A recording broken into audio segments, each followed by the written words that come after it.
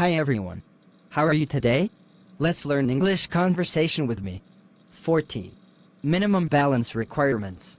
I would like to open an account today. What kind? I want to open a checking account. You need to keep a minimum balance. How much is it? You need at least $100 in your account. Is that all? Yes. That's the minimum. What happens if I don't meet that requirement? You will get a fine. How much? It's going to be $25. I need to open an account.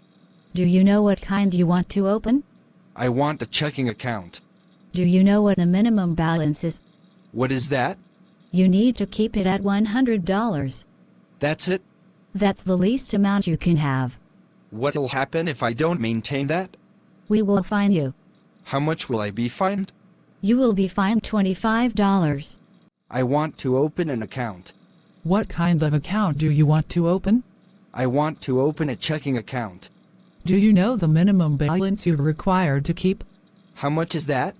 You have to maintain a minimum balance of $100. Really? Yes, really. What if I can't meet that requirement?